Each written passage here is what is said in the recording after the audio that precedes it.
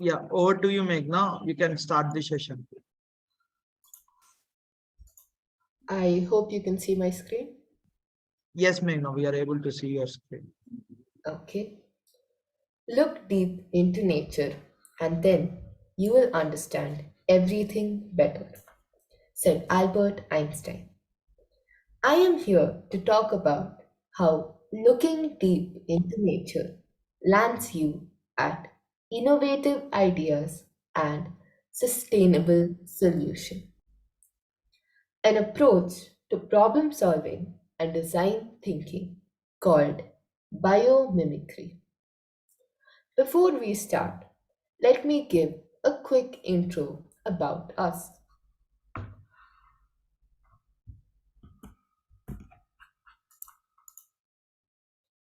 I am Meghna, 7th grader in Harvest International School, Bangalore. Now, about Tinker Champs.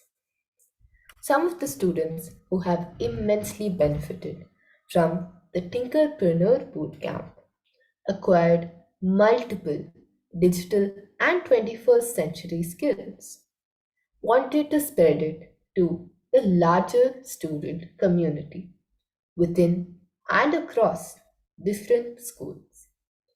We started in August of 2021, a total of 30 students between classes 6 to 10 from 12 schools across 8 states of the country, set on this journey of Tinker Champ program.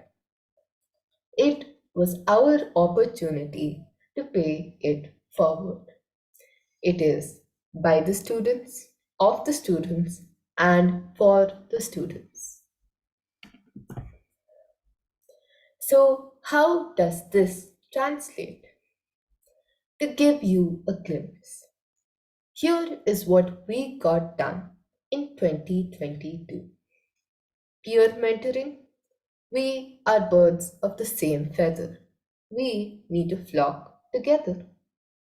We conducted boot camps for students and teachers on various topics, created e learning resources, ebooks, podcasts, blogs, websites, how to instruction guides, and conducted the handhold me sessions. We support our school's ATLs and conduct maker fairs. For the upcoming ATL Marathon 2022 to 2023, we are planning a series of webinars and demos to help tinkerers in their journey. This is the first of many to come. Now that you know who we are, let's get to the main topic of today's session. So, what is biomimicry? Biomimicry is a technological oriented approach focused on putting nature's lessons into practice. From eons, nature has been an inspiration for philosophers, artists, poets, writers, designers, architects, and of course, inventors too. The philosophers of ancient Greece looked at organisms which offered them perfect models, having a very mesmerizing harmony and proportion between their parts, where that was the classic ideal of beauty at the time. Artists and designers looked to biology as a source of inspiration from the beginning of science. They mimicked and imitated the shapes of plants and animals in a crude manner. One of the earliest and oldest examples of biomimicry is Leonardo da Vinci's flying machine. Nope, not the denim company. It all started when old Leo got bored of walking and decided to fly like a bird. Like a bird. So, how does a bird fly? It has these two wings on the side and it keeps flapping. So, he tried the same thing. Let's just say that his model was not so successful. So, when the Wright brothers came, they studied the more nuanced features of a bird's flight and made the first heavier than air power controlled plane that didn't crash. They had a problem and they got the solution from nature. As simple as that. The term biomimicry appeared as early as 1982, though it was practiced from long before. Here are a few more examples of biomimicry. First, the gecko. This device was inspired by gecko toes, which allow the reptiles to walk up flat surfaces effortlessly, sticking to materials and then readily unsticking when necessary. Gecko toe pads are covered in millions of small hairs called setae. Essentially, these tiny hairs get so close to the contours of a material that they create an electromagnetic attraction. In Mission Impossible Ghost Protocol, Ethan Hunt is seen wearing a pair of specialized gecko gloves and scaling the world's tallest building, the Burj Khalifa in Dubai. Remember, blue is glue and red is dead. Next, the mosquito injection. No one likes injections. They're big, sharp, and scary. However, we all have to have them at some point or the other. But what if needles didn't have to be this way? Have you ever been bitten by a mosquito and felt nothing at the time? That experience has now been exploited to design a painless injection needle using the principle of biomimicry. Yippee! Then, the great Japanese kingfisher. Japan's famous bullet train used to make a loud boom when it traveled through tunnels. But thanks to a spot of bird watching, an engineer was able to fix the problem after he was inspired by a kingfisher, which makes little to no sound while diving into water. And last but not the least, Velcro. Yes, you use a biomimicked product every single day. So, when George de Mistral went for a walk in the Alps and wondered why burdock seeds clung to his woolen socks, coat, and also his dog Milka, he discovered it could be turned into something useful, and Velcro was born. There are three levels of biomimicry. First is organism level, copying the basic form and shape, taking inspiration from or studying the overall form and shape of something. This is commonly seen in architecture. For example, the Lotus Temple in India, created to resemble the shape of a lotus.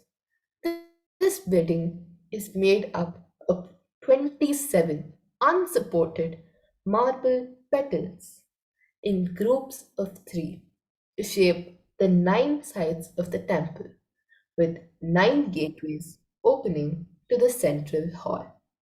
The Lotus Temple is visited by over 1,000 visitors every day, making it one of the most frequented sites in India. The Gherkin Tower. The tower built in London in 2003 is called the Gherkin due to its round and vegetable like design, but it is inspired by the Venus flower basket, a sea creature that feeds itself by directing water to flow through its body. It is known for its innovative approach to design that stands out particularly well against the more conservative nature of most of London buildings. The Beijing National Stadium, also called the Bird's Nest Stadium. The stadium took this name because the iron bars are like a bird's nest. Designers of the bird's nest used the simulation technique CFD to simulate temperatures, wind power, and humidity inside the structure and allowed the audience to enjoy the light. And the Olympic Pavilion of Barcelona. The golden fish sculpture was built for the 1992 Barcelona Olympics. Its gold colored stainless steel surface changes appearance depending on the angle of the sun and the weather conditions. The fish is 56 meters long and 35 meters high. The gecko's foot is also an example of level 1. The silent movement and beak of the kingfisher bird as it catches its prey, or the super hydrophobic surfaces of the lotus leaf to the concussion preventing skull of the woodpecker are other examples. Next, behavior level. Copying the behavior of which every organism behaves. Taking inspiration from or studying a specific biological process. For example, we all know what photosynthesis is. If we can recollect, inputs are light energy, carbon dioxide, and water. Outputs are glucose and oxygen. Imagine if we can replicate that process. It can be a source of renewable energy. Artificial photosynthesis harnesses solar energy and converts the captured carbon dioxide as fuel for engines. The East Gate Center in Harare, Zimbabwe. This city's climate requires buildings to be cooled all year long. So the investment group hired architect Mike Pierce to design the largest office and retail building in the country. The Eastgate Center didn't use traditional fuel-based air conditioning system to regulate the temperature. Instead, it is designed to exploit more passive and energy efficient mechanisms of climate control. How do you design a building that cools itself? Termite mounds.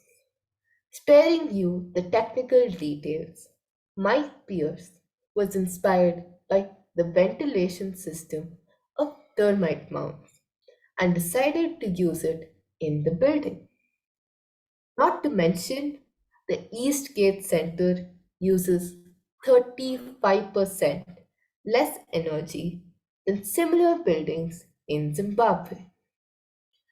Other examples can be how electric eels produce their signature electrical shocks, how the immortal jellyfish is able to essentially live forever, or the ability of salamanders to regenerate limbs.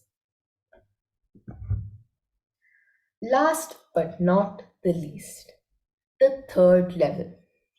This is all about copying the whole ecosystem, taking inspiration from or studying the way animals and organisms build structures and systems.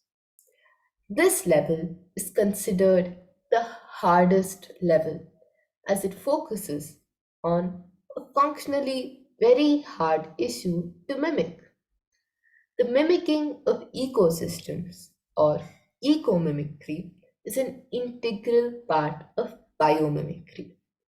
The advantage of designing at this level of biomimicry is that it can be used in conjunction with the other two levels, besides the principles of sustainability. For example, the undulating green roof of the California Academy of Sciences. Sustainability is the main aim of this project. Every ounce of it is environmentally efficient, taking utmost advantage of cool winds from the northwest and the warm sunny mornings. The living roof tries to capture the humidity to keep the green roof alive. Due to naturally ventilated spaces and maximum use of natural sunlight, the Academy didn't require much passive heating or cooling. Weather stations on the roof monitor wind, rain, and changes in temperature to help inform the building's automated systems and skylights, keeping the rainforest temperatures just right, the interior piazza cool and comfortable, and natural light streaming to the exhibits below. Edged by solar panels, the roof's seven hills are lined with 50,000 porous biodegradable vegetation trays made from tree sap and coconut husks.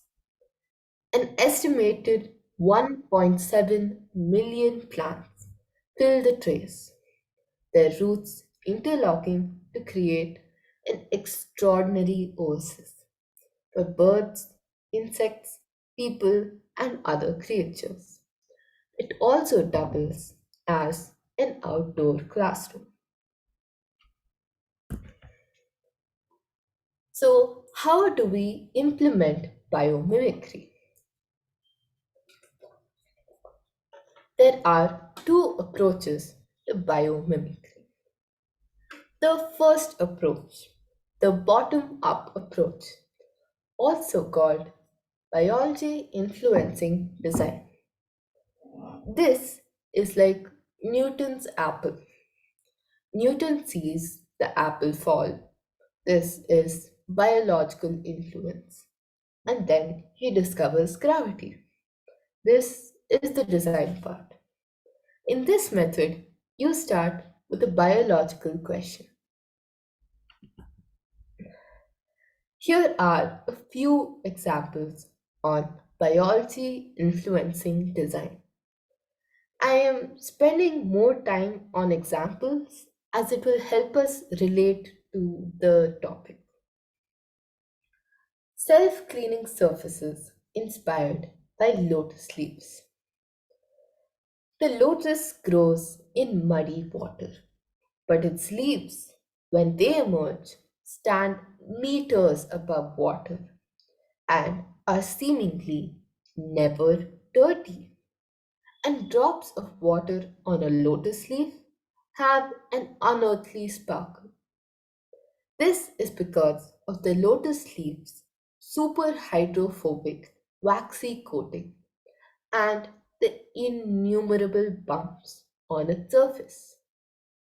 If you've ever seen a lotus leaf after a rainstorm, it will look like pearls of water are resting on the leaves. These pearls are actually excellent cleaners, as droplets of water pick up stray particles of dirt as they roll over the surface of the leaf. So say goodbye to stains and hello to self cleaning surfaces. We have already looked at the Velcro example, so I am going to skip that. The drag reducing riblet films on aircraft and riblet textiles for swimming inspired by shark skin. Shark skin inspired swimsuits received a lot of media attention during the 2008 Summer Olympics when the spotlight was shining on Michael Phelps. Sharkskin inspired swimsuits received countless overlapping scales called dermal tentacles when we saw it under the electron microscope. The appearance of these tentacles is that they have grooves running down the length in alignment with water flow. Scientists have been able to replicate the dermal tentacles in swimsuits.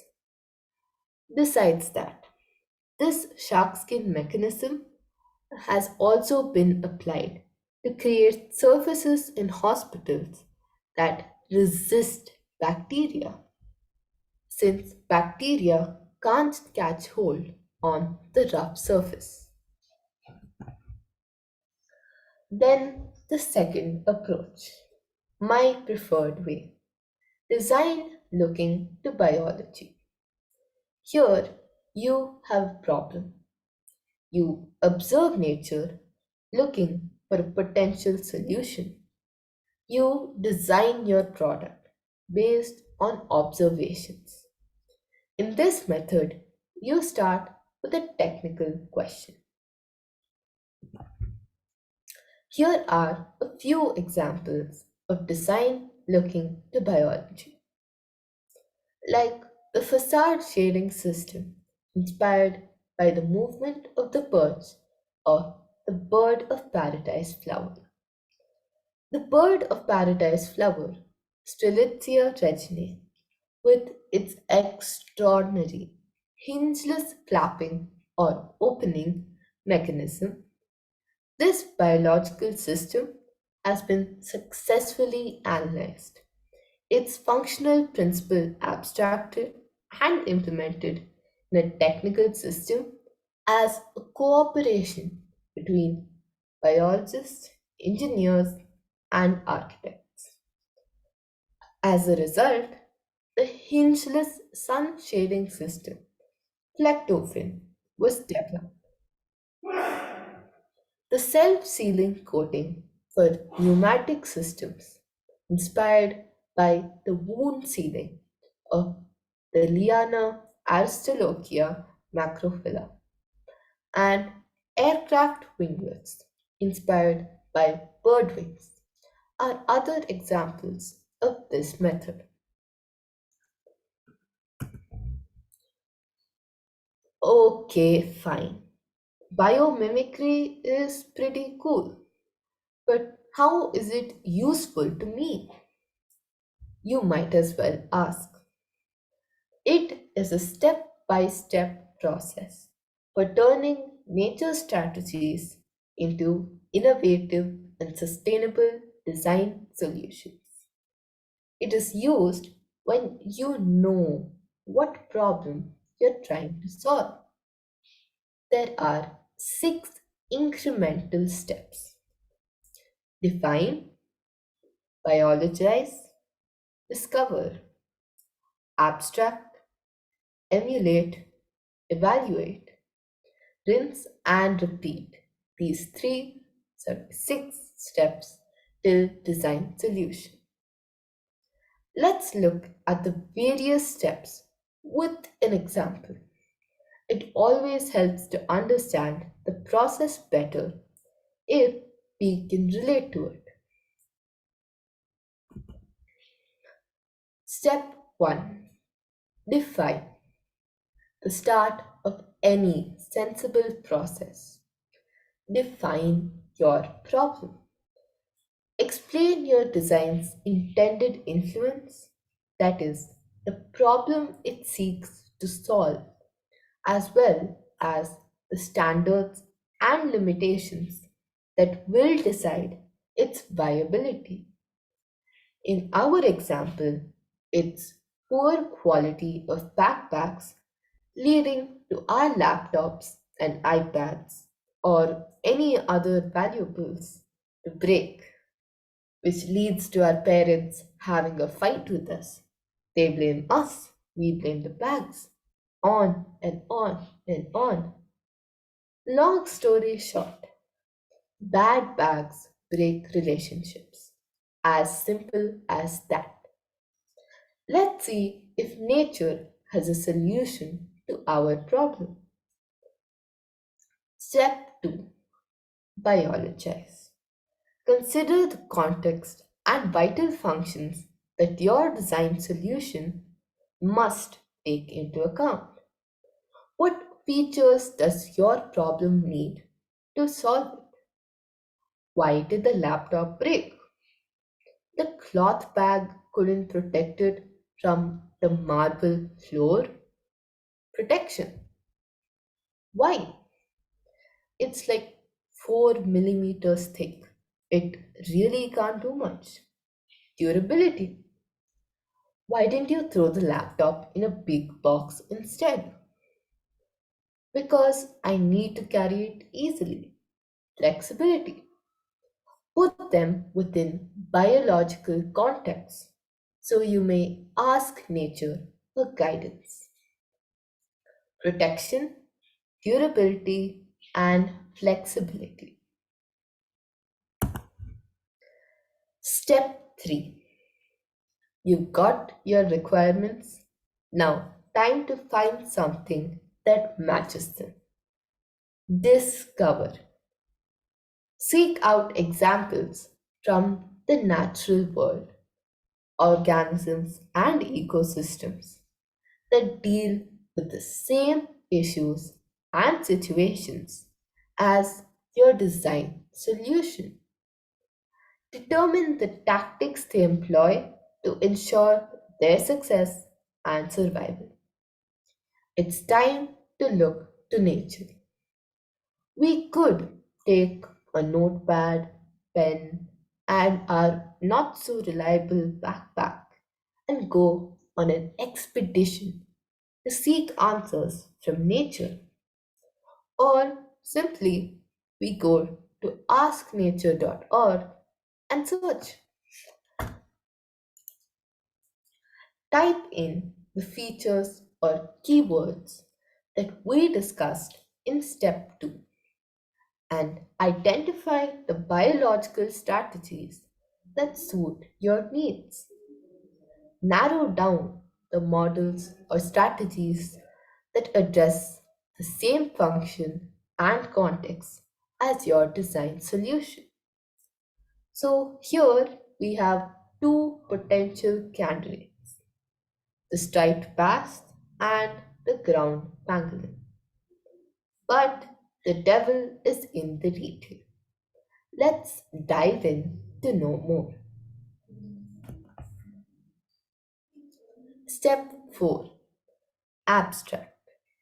Consider these ideas from a design perspective. Study the key components or mechanisms that give biological tactics their success in detail.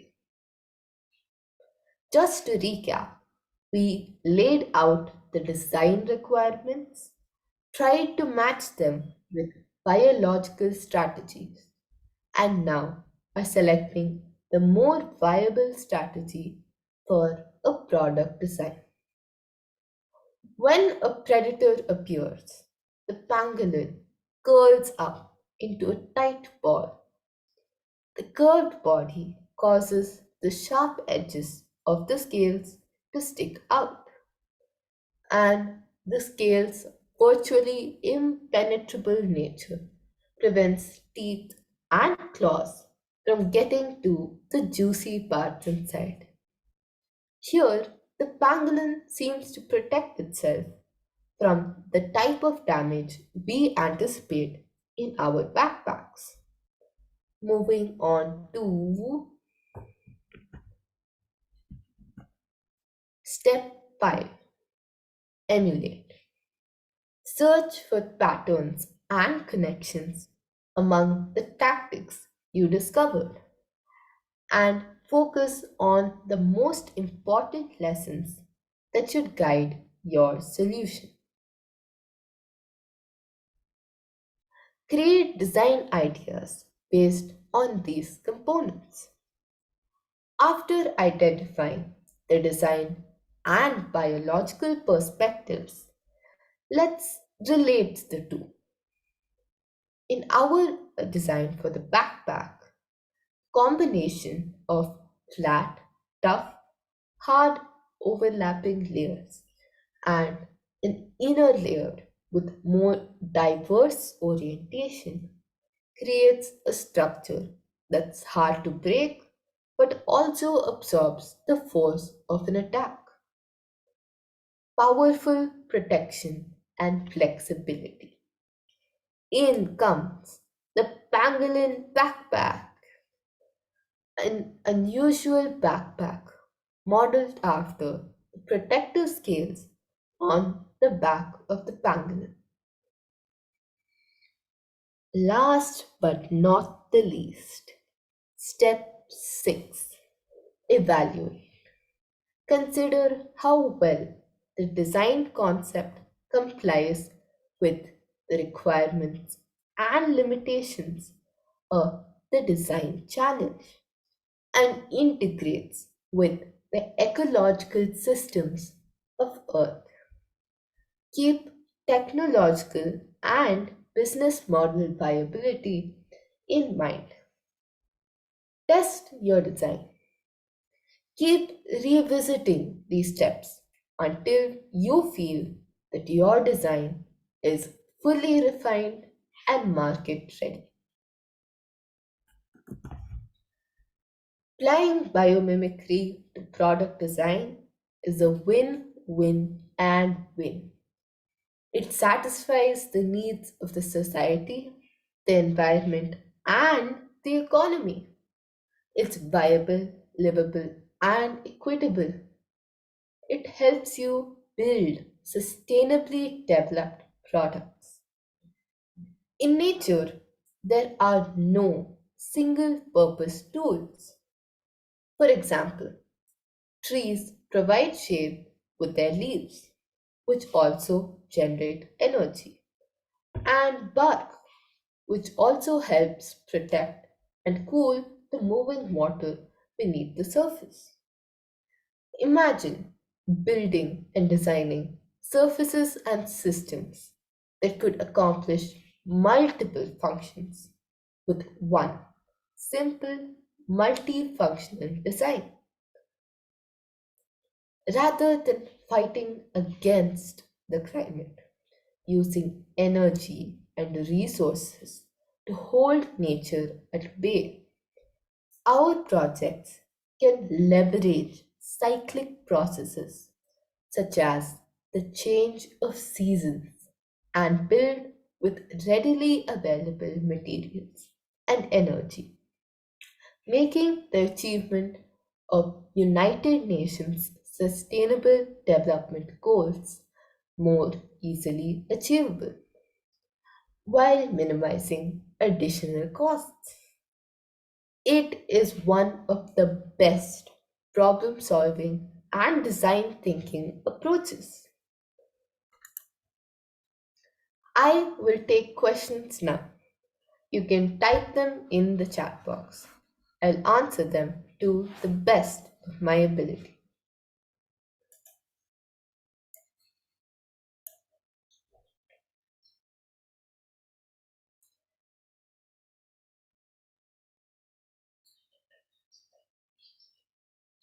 I'm going to give you 2 minutes. If you have any questions, please do type them in the chat box.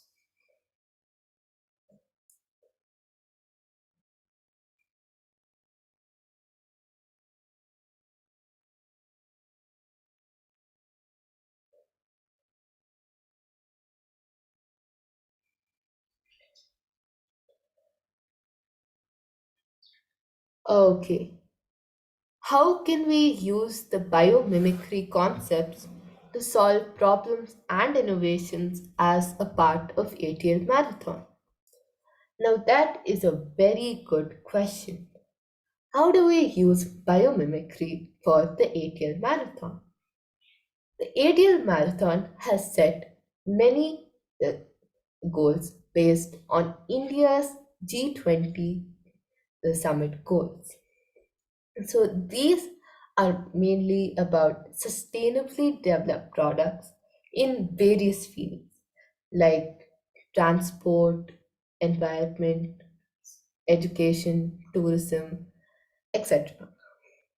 So, biomimicry is a design process that can help you achieve these solutions. It can help you give ideas, an idea generation method. Okay, are there any other questions?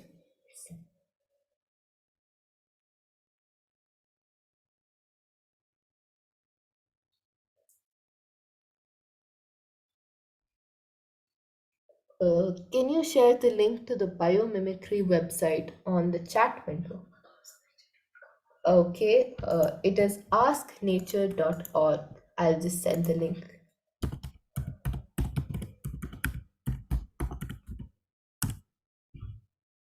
there.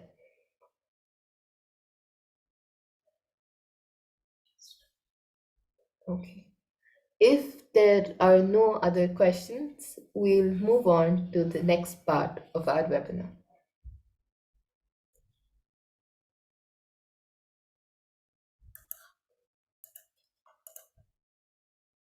Simply put, by going straight to the answers nature provides us, we can save a lot of valuable time that would have been spent on trial and erroring, scrapped ideas that species on Earth had already tried. There are three ways to copy from nature. 1. Form or shape. 2. Process. And 3. Systems. Then there are two approaches to a design problem: biology influencing design and design looking to biology.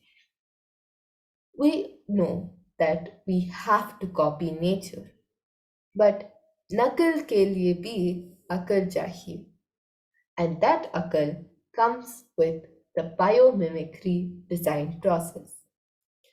Biomimicry is a surefire way of designing sustainable solutions and products. We all seem to understand the concepts of biomimicry when we hear them. But did we really understand? Why not try it out? This is a biomimicry exercise based on the bottom up approach. Here you identify the special abilities of an organism and then their practical applications. I have done one as an example: the lotus leaf, the water droplets that just sit on a lotus leaf. This is because of the hydrophobicity. The same compound also resists contamination. What we can do with these abilities: stain resistant fabric, self cleaning materials, dust and dirt repellent paints, coating, water repellent paper. These are a few ideas you can use for the ATL Marathon. And the possibilities are endless. As an exercise, you can try inspiration from the octopus, tortoise, butterfly, giraffe, fish, dogs, cows. Inspiration is all around you. Who knows what you might innovate? You can take a screenshot of this to try on your own later on. Send your answers to tinkerchampmentors@gmail.com.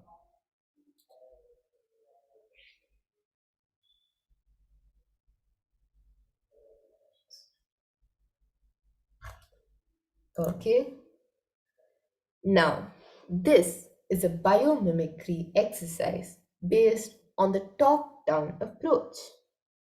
The problem statement I have given here is faulty helmets as a cause for road accidents, because six two-wheeler riders die every hour in preventable accidents. There is a need for proper and correct helmets. Your challenge is to design a helmet that can prevent head injury during an accident. Step 2: Ask nature. I have given a few keywords for your reference, like helmet, protection, impact absorption.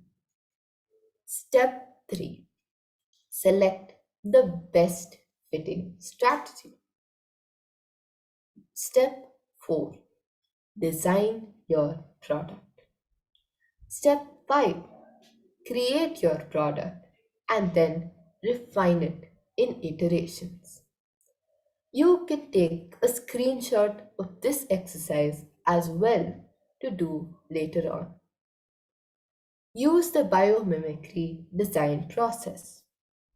You can send the answers to tinkerchampmentors@gmail.com. I hope you have learned a new method for innovation, tried and tested from ages. From this webinar, and hope you didn't doze off in between. That's all I have for you today. You can reach me at nenumeghna@gmail.com and visit my website bmeghna.com. Thank you.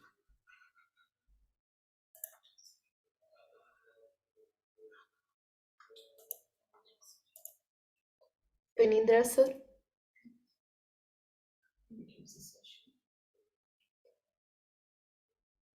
Okay, Yes, Manoj Kabre has raised his hand.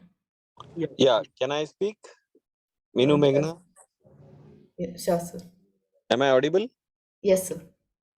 Okay, first of all, congratulations. I think one of the best ever sessions I would have seen in my 35, 40 years of experience.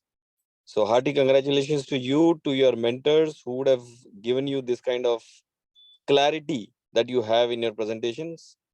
Believe Thank me, you, one sir. of the best presentations I would have seen till now. Biomimicry is something which I was personally not aware of, and you have really made me believe that biomimicry can be utilized in day-to-day design. More important is that I would like to share with you, I work in a company which utilizes a very niche manufacturing technology called metal injection molding. Okay, sir. I'm not sure if you are aware of this. What you would have seen and heard about is plastic injection molding, right? Yes, sir. But what we do is steel injection molding. So we are able to make very tiny complex parts using stainless steel by the similar process of plastic injection molding. And I can clearly foresee a lot of opportunities which may throw open opportunities utilizing biomimicry in the design. So my compliments and congratulations to you for doing such a wonderful presentation, which has so much of clarity. Thank you, And sir. good that the organizers have also put a YouTube live so that this session will be available in YouTube for many more people. I think while I was listening to you, I have already forwarded this to at least 500 people. So all of them are going to see your presentation and get back to you. Thank you very much. Thank you, sir.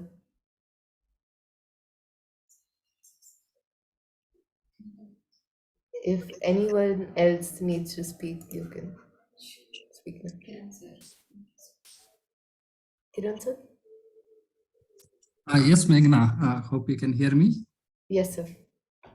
Yeah, that was a wonderful, wonderful webinar that you just delivered. I'm really awestruck by the kind of examples that you provided. It's really inspirational. I have learned many, many things about biomimicry. Biomimicry also has been very new to me. I have recently learned something about it. But you have expanded my understanding of biomimicry to a significant extent today. So really awesome. Hats off to all your efforts in putting this webinar together. The slide deck is also really well put together. You have used lots of pictures, lots of examples, and the kind of activities and exercise that you gave towards the end, that's also very inspiring. I'm definitely going to try that tonight. Thank you very much. Thank you, sir. Faninder, sir, can you end the session? Yeah, before we end the session, let us ask anyone have any doubts or clarifications? Sure, sir. Or yeah. And also I have a few which has come to the chat. Like Preeti ma'am has said, good concept, great presentation. Yeah, thank you, ma'am. Thank you for the things. And Dhanpatra sir.